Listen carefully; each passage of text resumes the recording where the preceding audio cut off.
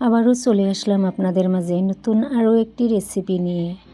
আজকের রেসিপিটা হলো শুকনো মটরের বোনা রেসিপি।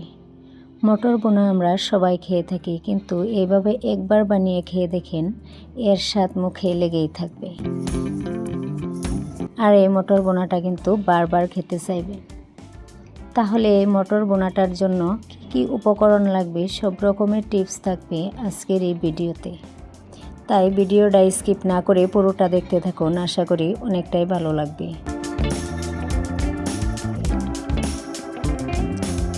তাহলে চলুন বেশি কথা না বাড়িয়ে মূল ভিডিওতে আমরা চলে যাই। শুকনো মটরের বোনাটা বানানোর জন্য সর্বপ্রথমে আমি এখানে 500 গ্রাম মটর নিয়েছি। শুকনো মটরটা আমি রাত্রে ভিজিয়ে রেখেছিলাম, সেটাকে আমি এখন পানিটা জড়িয়ে আমি খুব ভালো করে সিদ্ধ করে নিয়েছি। দেখতেই পাচ্ছেন, এটাকে আমি প্রেসার কুকারে আমি খুব ভালো করে সিদ্ধ করে নিয়েছি। তো এখন আমি এটাকে সাইডে রেখে আমি চুলায় একটা কড়াই বসিয়ে দেব। এখানে আমি পরিমাণ মতো আমি সরিষার তেল দিয়ে দেব। আপনারা চাইলে এখানে সাদা তেলও ব্যবহার করতে পারেন। তো এখানে আমি এখন দিয়ে দেব কুচানো পেঁয়াজ। পেঁয়াজটা দিয়ে আমি অনবরত নাড়াচাড়া করে এটাকে লালচা করে আমি ভেজে নেব।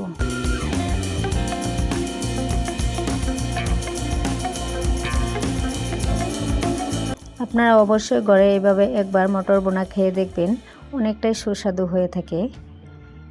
এরপর আমি এখানে দিয়ে দেব কাঁচা লঙ্কা, আর অল্প পরিমাণে আমি আদা বাটা দিয়ে দেব। এখানে দিয়ে আমি এটাকে আবারও ভালো করে ভেজে নেব, নাড়াচাড়া দিয়ে দেব।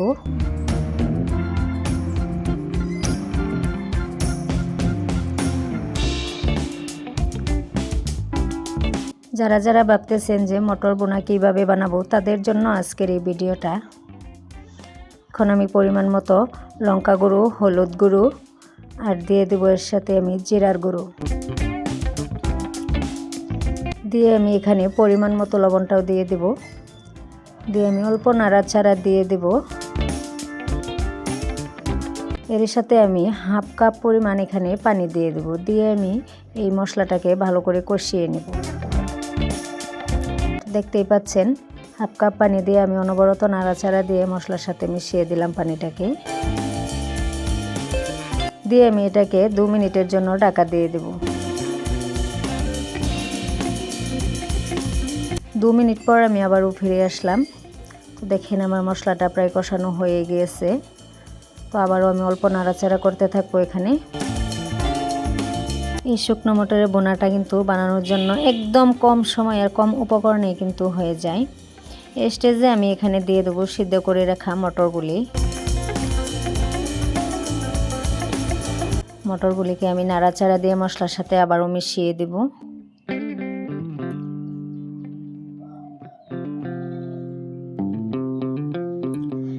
এই স্টেজে আমি পানি দিয়ে দেব হাফ কাপ। দিয়ে আমি অল্প করে নাড়াচাড়া দিয়ে মিশিয়ে দেব।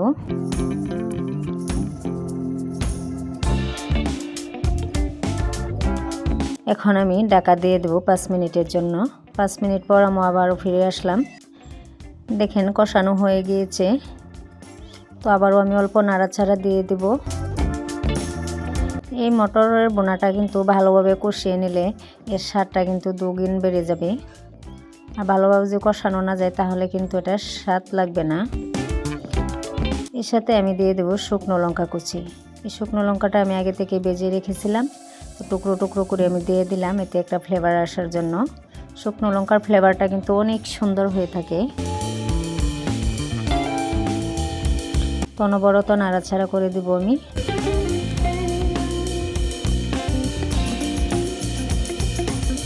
এই স্টেজে আমি দিয়ে দেব ধনিয়া পাতা কুচি। ধনিয়া পাতাটা দিলে কিন্তু এর ফ্লেভারটা অনেক সুন্দর হয়, খেতেও দারুণ লাগে। তো আপনারা তো জানেনই মটরশুঁটি যারা যারা বোনা বানিয়ে খেয়েছেন। অনবরত আমি নাড়াচাড়া দিয়ে দেব। দিয়ে আমি এটা চুলার আঁচটা বন্ধ করে দেব। এখন বন্ধ করে আমি চুলা থেকে নামিয়ে নিব। নিয়ে আমি একটা প্লেটের মাঝে নামিয়ে নেব মটরশুঁটিগুলি। তো দেখেন মটরশুঁটিটা কত সুন্দর হয়েছে। এটা কিন্তু দেখতে যেমন সুন্দর, খেতেও অনেকটাই মজাদার হয়ে থাকে। আর এটা কিন্তু বিকালে নাস্তার জন্য বানিয়ে দিলে একদমই জমে যাবে, তাহলে তো আর কথাই নাই। যে একবার খাবে সেও কিন্তু বারবার খেতে চাইবে।